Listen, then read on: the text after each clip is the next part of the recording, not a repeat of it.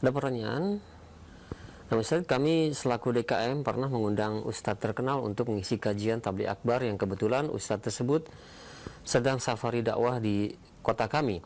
Namun yang mewujudkan kami dari DKM masjid-masjid kecil adalah biaya perjalanan dan akomodasi Ustadz beserta krunya ditanggung masjid yang akan diisi oleh Ustadz tersebut. Ketika kami berikan, ada juga biaya transportasi Ustadz dengan tarif minimal dari manajemennya, dengan alasan manajemen dan kru perlu digaji di samping Ustadz pemateri. Hal ini terasa memberatkan bagi kami sebagai DKM masjid kecil di kota kami. Belum lagi terkadang tema kajian dan permasalahan yang dibahas bukanlah masalah urgen yang kami hadapi dan kami butuhkan. Apakah yang kami keluhkan ini benar, Ustadz? Mohon nasihatnya dan penjelasannya. Barakallahu fiik. Allahul musta'an. La haula wa la quwwata illa billah.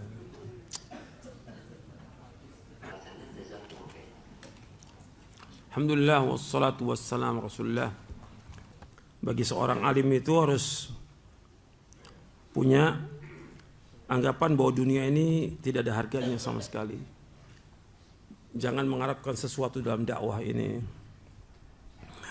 Dan juga antum perhatikan tentang dakwah ini berkaitan dengan masalah safari dakwah dan yang lainnya. Antum perhatikan, kita pernah dengan para dai itu berkumpul. Mungkin sebagian antum juga ada yang belum tahu. Kita pernah mengadakan pertemuan di Jakarta. Seingat saya itu tahun 2007. Saya, Ustadz Hakim dan para dai.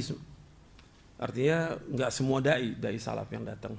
Pertemuan pertama pernah kita lakukan tahun 2006. Yang kedua 2007. 2007 itu lebih banyak yang hadir. Kita bahas beberapa masalah waktu itu.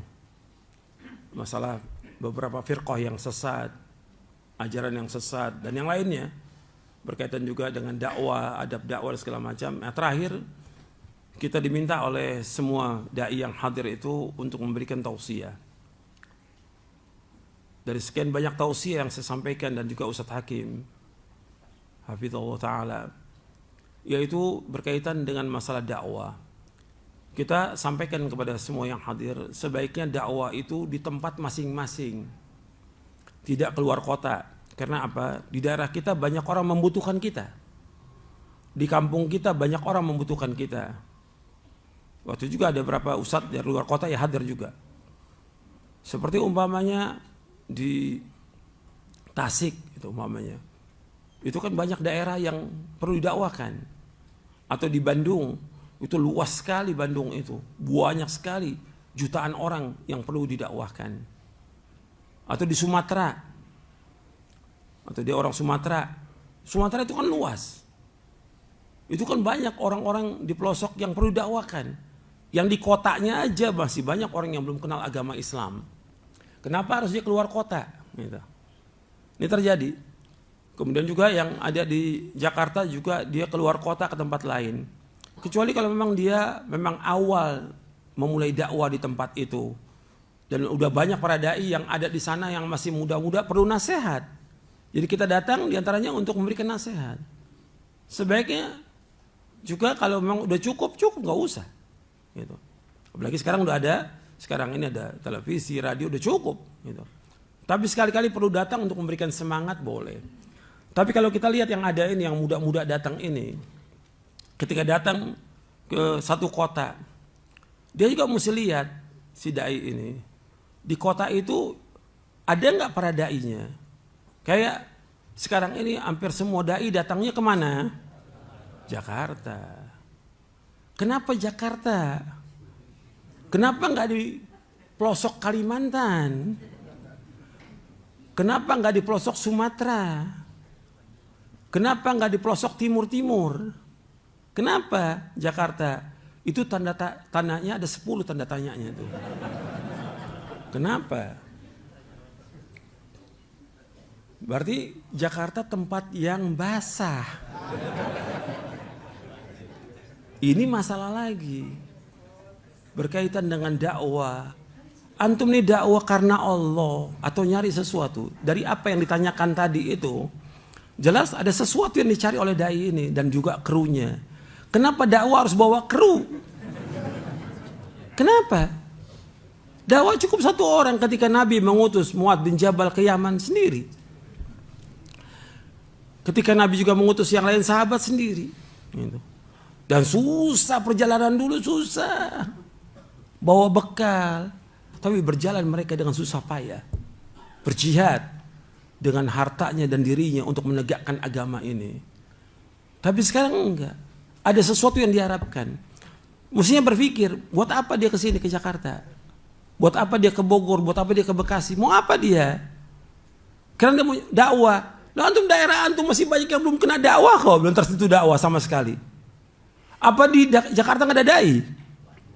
Ratusan di Bekasi, di Bogor banyak dai. Kenapa harus datang? Mesti berpikir di Jakarta udah banyak dai. Kenapa saya harus ke Jakarta? Kan panitia yang panggil, panitianya bukan orang pintar kan? Semua panitia orang-orang bodoh. Panitianya bodoh, nggak ngerti agama. Sebagian orang kaya juga dia punya duit. Gak enak kalau pengajian-pengajian yang penuh gini, gak enak. Saya mau cari yang enak, duduk di hotel, panggil dai dari luar kota. Karena dia punya duit. Ini orang-orang yang merusak agama.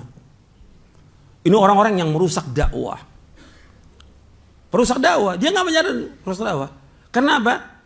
Dia sudah membeli ustadznya dengan apa? Dengan uang. Diimimi dengan uang. Dan ini terjadi. Betul, awalnya si ustadz, awalnya dia dakwah ikhlas karena Allah Ta'ala. Tapi belakangan udah sodorkan uang, tadi kan pertanyaannya gitu. Buat dia segini, buat krunya segini. Ya Allah, mana ada fi'lu salaf seperti ini? Gak ada sama sekali. Antum lihat dalam Al-Quran dong, para anbiya rasul, aku gak minta harta dari kalian, aku gak minta ganjaran. La as'alukum alaihi ajra. In ajrai illa ala rabbil alamin. Aku gak minta upah dari kalian. Ganjaranku Allah SWT. Mestinya kan begitu. Tapi ini kan enggak seperti itu. Mesti ditolak itu. Tapi kemudian dia minta nih ustadznya. Ustadznya minta. Dan krunya juga minta. Gitu. Ini yang salah ini panitia. Mestinya panitia tuh ngaji lagi. Udah jangan sibuk jadi panitia. Bubar aja panitia deh. Bubar semuanya panitia. Bapak ini juga merusak dakwah. Iya. Antum belajar. Dulu kita nggak ada panitia gitu, nggak ada sama sekali. Antum lihat deh dakwah. Antum bisa tanya deh yang senior gimana waktu mereka datang dakwah itu. Nggak ada panitia, datang sendiri. Paling ada satu panitia. Tapi nggak seperti sekarang. Ini karena panitia nikmat juga nih dengan begini, merasakan nikmatan. Apa kenikmatannya? Bisa ngumpulkan donasi, bisa dapat jatah juga berapa persen tuh dari dakwah. Ini nyata, gitu. Gitu. Dan kemudian masing-masing ustadz punya panitianya lagi. Kalau ustadz ini ada panitia sendiri, ibu-ibu ini. Ntar ustadz yang lain lagi ada panitianya lagi sendiri. Ini apa nggak ngerusak dakwah ini? Apa nggak bikin perpecahan? Berjalan seperti biasa ya dakwah. Ada berapa ustadz ngajar di majelis cuma jamaah 10 orang, 20 orang, nggak ada masalah. Tapi jalan yang diajarkan tauhid, diajarkan mereka tentang sifat wudhu, sifat sholat dan yang lainnya diajarkan. Itu manfaat. Datang ustadz-ustadz ini banyak menimbulkan segala macam lah sudah. Kerusakan dalam masalah niat, kerusakan juga dalam masalah amanah, kerusakan juga dalam masalah ilmu, kerusakan dalam masalah hati. Hatinya rusak. Yang tadi tujuannya akhirat, tujuannya dari apa? Dunia. Dan juga ada kesombongan. Dia merasa aneh yang orang alim. Apa dia nggak lihat tuh banyak ustadz yang lebih alim daripada dia? Apa nggak dianggap tuh ustadz-ustadz itu? Mana ada zaman dulu, ada orang datang ke Madinah, Imam Malik. Oh Imam Malik nyingkir, ana dulu yang ngajar ini, Masjid Nabawi. Mana ada? Ada orang datang ke Baghdad umpamanya di Basrah, Imam Ahmad. Oh Imam Ahmad nyingkir, saya dulu yang nggak ada. Semua tawadhu gitu. Bahkan dia mesti tanya, antum sudah ketemu dengan ustadz-ustadz yang ada di sana, diizinkan nggak saya untuk datang, untuk ngisi? Mesti kan begitu adabnya. Ini nggak ada adab sama sekali. Yang luar kota ini tidak ada adab sama sekali. Udah, saya udah lihat sendiri, nggak punya adab sama sekali. Udah, itu adab dalam masalah hubungan manusia dengan manusia. Belum adab lagi dengan yang lain berkaitan dengan masalah uang ini. Nggak punya adab. Ini ngerusak ini. Sekarang ada seorang dai dikasih uang umpamanya 1 juta. Sedangkan yang ngajar rutin di situ cuma dikasih 200.000. Kan ngiri apa nggak itu ustadznya? Ngiri. Dan ini terjadi. Gitu. Terjadi. Saya waktu tadi saya cerita yang tadi tahun 2007 itu, ketika saya dan Ustadz Hakim sampaikan itu masalah itu. Ustadz Hakim udah ngajar sejak tahun 92 ngajar Sahih Bukhari. Dan saya sudah dakwah juga sejak itu sama dengan Ustadz Hakim. Dan saya udah keliling juga dakwah ke daerah timur, Ustadz Hakim ke daerah Sumatera. Udah jalan, gak ada panitia, jalan aja kita, satu orang yang biayai udah cukup, satu orang jalan dakwah. Gak ribut, gak ada masalah sekali. Dakwah jalan, yang penting dakwah ini sampai kepada umat. Nah selesai dari pertemuan itu keluar ustadz-ustadz yang di luar kota ngomong, Ustadz Yazid sama Ustadz Hakim hasad, dengki iri sama kita. Siapa yang iri? Loh kita udah punya pengajian sendiri di Jakarta dan kita nggak ribut.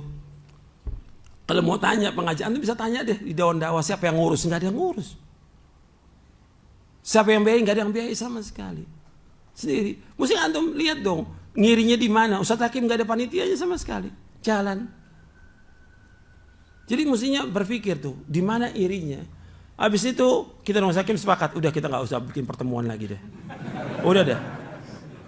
Ini ternyata yang ngomongin ustadz-ustadz juga.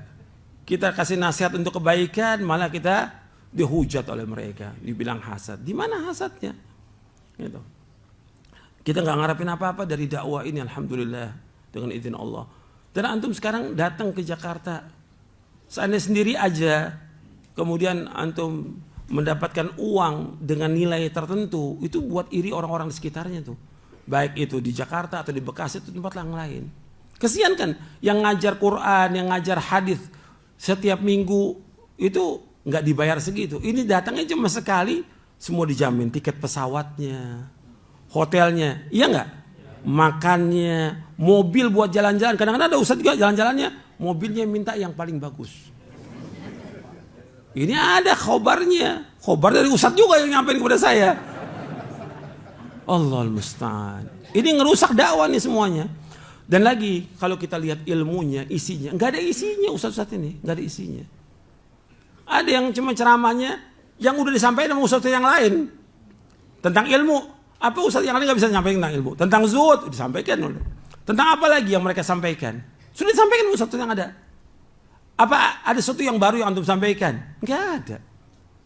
Biarkan aja orang-orang di tempat itu, antum sibukkan di daerah antum. Nah akhirnya yang terjadi seperti yang tadi tuh.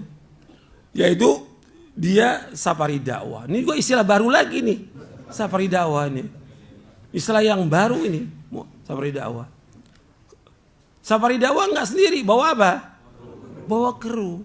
3 orang, 5 orang, 7 orang. Ya panitianya pada ngeluh. Nah tadi kan pertanyaan tentang keluhan itu. Sekarang mereka cuma punya uang untuk datangkan ustadz dengan nginep segala, cuma punya 10 juta. Ketika dibawa kru menghabiskan 50 juta. Coba untuk orang-orang sekitar itu yang susah, yang fakir, yang miskin bantu. Terbantu apa enggak tuh? 50 juta terbantu. Atau antum cari anak-anak yang betul-betul pintar untuk sekolah di pondok, antum biayai dari uang itu supaya jadi dai. Manfaat atau tidak? Manfaat. Dari biaya ustadz cuma berapa hari di situ? Dikasih uang sampai jutaan. Dan dulu nggak ada dari tabligh akbar bikin donasi, nggak ada. Bahkan sekarang itu sampai nominalnya ada yang lebih dari 10 juta, bahkan ada yang 20 juta. Apa nggak ngerusak dakwah seperti itu? Ngerusak dakwah, ngerusak hati. Rusak nggak hatinya dia? Rusak, hatinya dibeli oleh orang kaya, dibeli oleh panitia. Rusak hatinya orang-orang yang sekitar itu kan. Ada ngiri atau tidak? Ngiri dong. Saya ngajar tiap hari nggak dikasih segitu. Ini ustadz cuma sekali datang dikasih segitu. Itu bukan kengirian. Dan terjadi gitu. Dan juga dakwanya tidak masuk. Tujuan dakwah apa sih? Saya dulu pernah sampaikan. Supaya tidak ada alasan bagi manusia di hadapan Allah. Berarti dia menyampaikan kepada siapa? Orang-orang yang belum ada dai di tempat itu. Iya kan? Kalau di Jakarta, di Bekasi, udah ada dai belum? Udah banyak dai. Udah sampai itu dakwah kepada mereka. Yang kedua, memberikan hidayah kepada manusia ke jalan yang lurus. Juga mereka sudah sampaikan ilmu itu. Memberikan hidayah. Dan dalilnya sudah saya sebutkan bahwa Nabi SAW tujuan dakwanya wa innaka la tahdi ila siratal mustaqim, dan engkau Muhammad mendakwakan manusia ke jalan yang lurus. Kemudian tujuannya juga untuk mengeluarkan manusia dari kegelapan syirik kepada cahaya tauhid. Dari kegelapan bid'ah kepada cahaya sunnah. Sudah dilakukan oleh para dai di daerah itu. Sudah. Kemudian yang ketiga, supaya lepas tanggung jawab dari Allah. Kalau para dai udah nggak perlu lagi karena di daerahnya juga yang perlu dia. Dia tanggung jawab berat di daerahnya itu, banyak jutaan dari daerahnya yang belum sampai dakwah. Lah kenapa harus ke Jakarta? Kenapa harus ke Bogor? Tempat kedatangan selalu di atau tempat-tempat yang lain. Ya. Yang artinya di sana ya kasarnya ya ada uangnya dia. Tapi nih keluhannya udah banyak nih. Keluhan banyak. Saya juga bukan dari pertanyaan, dari mendengar langsung dari beberapa ustadz juga sampai kepada saya. Ada beberapa tempat yang datangin ustadz dia nggak sanggup lagi. Untuk apa? Untuk bayar biaya ini. Safari dakwah ini. Kata dia, ustadz saya panggil untuk mereka pertama kali dan terakhir, nggak mau lagi. Jadi pada kapok. Masa dakwah bikin orang kapok? Ya bukan dakwah ini. Masa dakwah juga cari uang? Nggak ada dakwah cari uang. Mana ada para anbiya wa rasul alaihissalam? Mana ada salafus saleh cari duit dalam dakwah? Mestinya dia berdakwah karena Allah. Bahkan kalau lihat berapa hadis Nabi itu ancamannya berat loh. Ini pernah terjadi di zaman Nabi SAW. Ini zaman Nabi masih hidup SAW. Ada seorang sahabat yaitu Ubadah bin Samit. Dia seorang Ansar radhiyallahu anhu. Kata Ubadah bin Samit, "Alamtu nasan min ahli suffati al-kitabata wal Qur'ana. Fa ahda ilayya rajulun minhum qausan. Faqultu laysat bimalin wa armi anha fi sabilillahi azza wa jal. La atiyanna Rasulullah sallam fala as'alannahu fa ataitu faqultu ya Rasulullah rajulun ahda ilayya qausan mimman kuntu uallimuhu alkitab wal qur'ana laysat bimalin wa armi anha fi sabilillah. Qala in kunta tuhibbu an tutawwaqa tawqan min narin faqbalha." Hadis ini diriwayatkan oleh Imam Ahmad, Abu Daud dan yang lainnya. Hadis ini dihasankan oleh Syekh Al-Albani dalam silsilah hadits as-sahihah di juz yang pertama. Dari Ubadah bin Samit radhiyallahu an, aku mengajarkan beberapa orang dari ahli suffah yaitu al-kitabah, menulis dan mengajar Quran. Kemudian di antara mereka memberikan hadiah kepadaku, busur panah. Habis ngajar dikasih hadiah busur panah. Aku mengatakan, ini bukan harta, bukan duit, ini nggak apa-apa. Yang aku bisa pakai untuk apa? Jihad di jalan Allah. Busur panah ini. Tapi sungguh aku akan datang ke Rasulullah SAW. Aku akan tanya. Aku datang ke Rasulullah dan aku tanya Rasulullah. Aku diberikan hadiah busur panah dari orang yang aku ajarkan tulisan dan juga aku ajarkan Quran. Bukan harta Rasulullah, bukan duit, bukan dinar, bukan dirham. Yang aku akan pakai busur panah ini untuk berjihad jalan Allah. Apa kata Rasulullah SAW? Jika engkau mau dikalungkan dengan kalung api neraka di hari kiamat, maka terima itu. Kalau kamu mau dikalungkan dengan kalung dari neraka, kamu terima. Artinya kalau busur panah aja nggak boleh, apalagi apa? Uang. Ini anda perhatikan ini. Ini diriwayatkan oleh Imam Ahmad dalam musnadnya di juz yang kelima, Abu Daud dalam Abwabul Ijarah, kemudian juga Ibnu Majah, At-Tahawi dalam Mushkilul Athar, Al-Hakim dalam kitab Mustadrak, dan Baihaqi dalam sunannya. Dan hasan ini, sanadnya hasan. Makanya Syekh Al-Albani menghasankan. Jadi di sini untuk perhatikan bahwa menunjukkan dari hadis ini tidak boleh untuk menerima upah dari dakwah itu. Sebab berat. Ancamannya apa di sini? Neraka. Kemudian juga dalam hadis yang lain Nabi bersabda SAW, "Man qara'al Qur'ana falyas'alillaha bihi fa innahu sayaji'u aqwamun yaqra'una al-Qur'ana yas'aluna bihin nas." Barang saya membaca Al-Quran adalah dia minta kepada Allah. minta ganjarannya kepada Allah. Nanti akan datang beberapa kaum yang membaca Al-Quran yang dia minta kepada manusia. Dari dia yang mengajarkan Quran, dia minta uang upah dari manusia.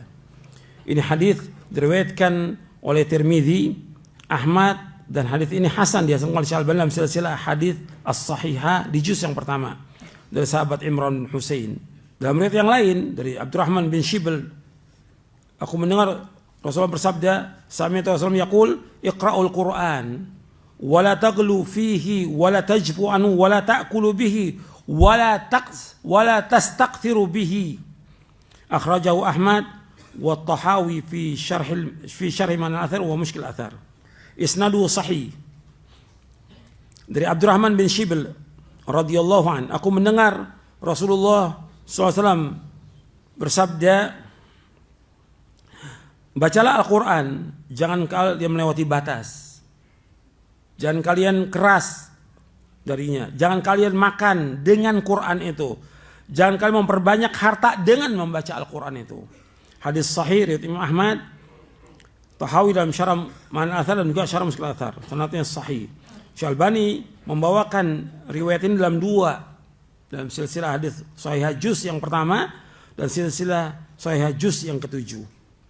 Kalimat wala taghlu fihi, yaitu jangan kalian melewati batas, artinya jangan kalian melewati batas dari lafaz dan maknanya sehingga kalian mentakwilkan dengan takwil yang batil.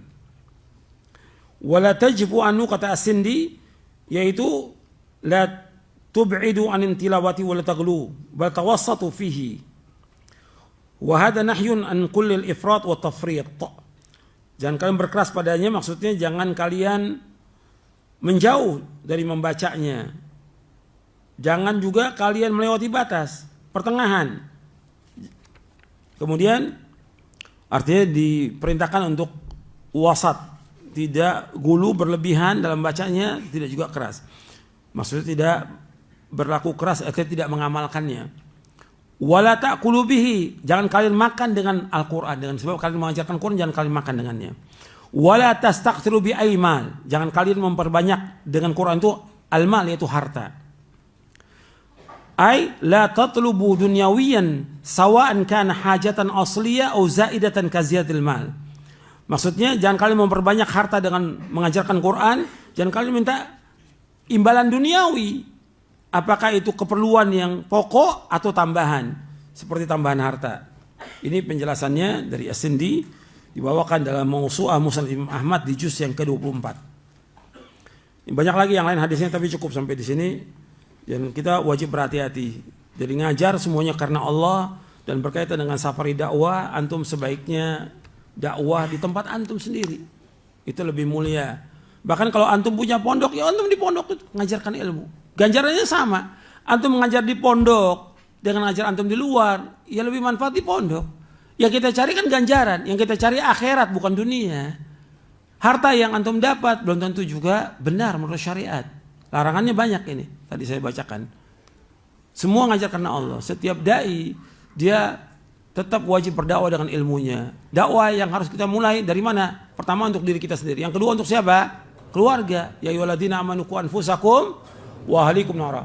Yang ketiga kepada sanak famili. Sebab Nabi diperintahkan oleh Allah SWT apa? Wa anzir ashiratakal aqrabin. Ancam keluarga kamu yang terdekat. Ajarkan keluarga itu yang terdekat. Ajarkan masyarakat kita. Kenapa harus keluar kota yang jauh? Jadi ini